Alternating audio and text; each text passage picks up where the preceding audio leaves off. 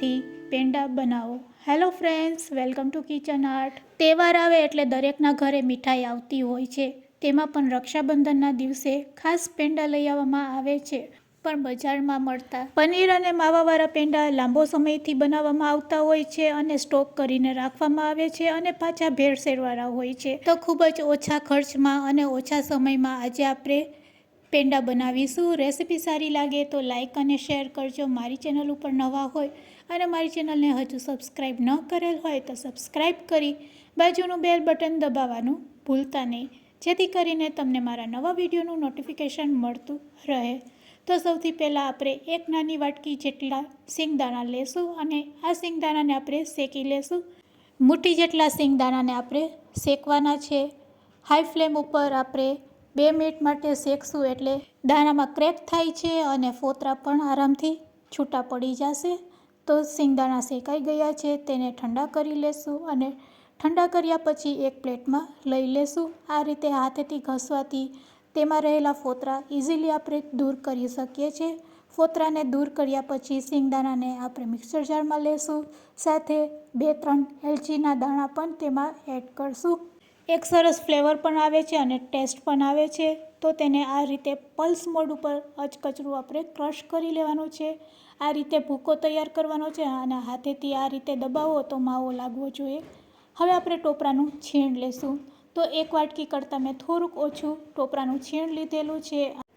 તેને મિક્સિંગ બાઉલમાં લઈ લેશું। 2 ચમચી તેમાં ઠંડુ કાચું દૂધ એડ કરવાનું છે। જે રીતે આપણે લાડવા બનાવતા હોય અને ધાબો દેતા હોય તે રીતે અહીંયા આપણે દૂધનું મોણ દેશું અને આ રીતે થોડુંક મોણ દીધા પછી આ ટોપરાના છીણને આપણે રેસ્ટ આપશું 10 મિનિટ માટે, જેથી કરીને આપણા જે પેંડા છે એ દાણેદાર બનશે। તો પ્લેટથી ઢાંકીને તેને રેસ્ટ આપીશું। હવે ગેસની ફ્લેમ ચાલુ કરી પેનમાં આપણે જેટલું ટોપરાનું છીણ લીધું છે તે જ વાટકીના માપથી દૂધ લેવાનું છે। દૂધને ગરમ કરશું। દૂધ ગરમ થાય એટલે તેમાં દરેલી 2 ચમચી ખાંડ એડ કરશું। અત્યારે આપણે ફક્ત 2 ચમચી ખાંડ નાખશું। દરેલી ખાંડ લેવાથી જલ્દીથી પેંડા તૈયાર થાય છે, કારણ કે ખાંડ છે તે તરત જ મેલ્ટ થઈ જાય છે અને મેલ્ટ થયા પછી આ રીતે થોડુંક તેમાં લિક્વિડ ફોર્મ આવે છે અને આ લિક્વિડ ફોર્મને હવે આપણે દૂધની સાથે ગરમ કરતા જઈશું અને આ રીતે સહેજ ઘટ તૈયાર કરી લેશું। દૂધમાં 2-3 વાર ઉભારા આવે એટલે તૈયાર કરેલું આપણે જે ટોપરાનું છીણ રાખેલું છે તે એડ કરવાનું છે। તો આ રીતે આપણે ટોપરાનું છીણ દૂધમાં એડ કરી દઈશું। ટોપરાના છીણને ગરમ દૂધમાં એડ કરવાથી એકદમ માવા જેવો ટેસ્ટ આવશે, વળી ખાવામાં પણ ખૂબ જ ટેસ્ટી લાગે છે। માવો તૈયાર છે। હવે ફરીથી તેમાં આપણે અડધી વાટકી જેટલું દૂધ એડ કરવાનું છે। તો મેં અહીંયા એક નાની વાટકી જેટલું દૂધ લીધેલું છે। અહીંયા માવામાં આપણે આ દૂધને એડ કરી દઈશું અને સારી રીતે મિક્સ કરી લેશું। હવે તેમાં આપણે 1 ચમચી જેટલું વિનેગર નાખશું। વિનેગર એડ કરવાથી દૂધ ફાટી જાય છે અને આ ફાટેલા દૂધથી આપણા પેંડા છે તે વધારે દાણેદાર બનશે। હવે તેમાં આપણે મિલ્ક પાવડર એડ કરવાનો છે। 10 રૂપિયાના પેકેટવાળો મિલ્ક પાવડર આપણે એડ કરશું। તો 1 પેકેટ જેટલો મિલ્ક પાવડર એડ કરી દેવાનો છે અને જો ઘરમાં તાજી મલાઈ હોય તો તે પણ આપણે 2 ચમચી એડ કરશું। મિલ્ક પાવડર ન હોય તો તમે આ રીતે ખાલી તાજી મલાઈ નાખીને પણ આ પેંડા બનાવી શકો છો। તેનાથી પણ ખૂબ જ સરસ ટેસ્ટ આવે છે। હવે આપણે જે સિંગદાણા શેકીને તેનો ભૂકો તૈયાર કરેલો છે તે એડ કરવાનો છે।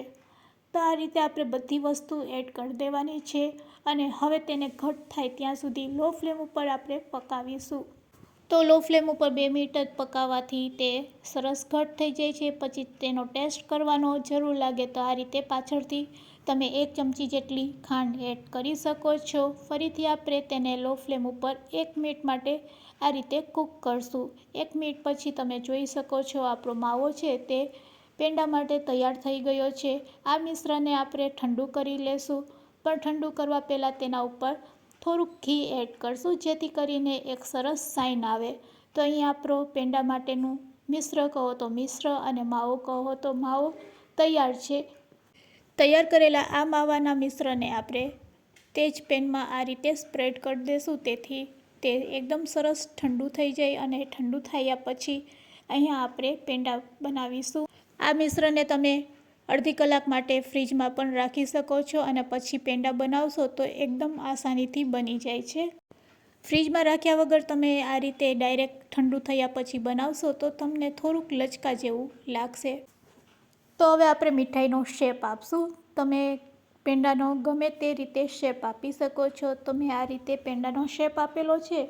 થોડુંક ડેકોરેટ કરવા માટે અહીંયા મેં યલો કલર લીધેલો છે, સાથે પિસ્તા તેના ઉપર આપણે સ્પ્રેડ કરીશું. તો પિસ્તાની કતરણ આ રીતે એડ કરીને આપણે બધા પેંડા તૈયાર કરી લેશું. આ મીઠાઈને તમે લાડુની રીતે પણ બનાવી શકો છો. જે રીતે આપણે લાડુ બનાવીએ તે રીતે લાડુનો શેપ આપ્યા પછી ઉપરથી આપણે આ રીતે હળવા હાથે દબાવશું અને પછી બસ આ રીતે આપણે ગોળ શેપ આપી દેશું અને યલો કલર અને પિસ્તાથી તેને ગાર્નિશ કરી લેશું. તો તમને જે રીત સારી લાગે તે રીતથી તમારે પેંડા તૈયાર કરવાના છે. અત્યારે થોડાક પેંડા નરમ લાગશે, પણ 1 કલાક તમે ફ્રીજમાં અથવા તો બહાર સેટ કરવા માટે રાખી દેશો એટલે એકદમ બજાર જેવા આપણા પેંડા છે તે રેડી થઈ જશે. તો બધા પેંડા આપણા બનીને તૈયાર છે. હું તમને તોડીને પણ બતાવું છું. એકદમ દાણેદાર, માવેદાર, પરફેક્ટ પેંડા તૈયાર છે અને ખાવામાં પણ ખૂબ જ ટેસ્ટી છે. તો રક્ષાબંધન ઉપર તમે પણ જરૂરથી ટ્રાય કરજો.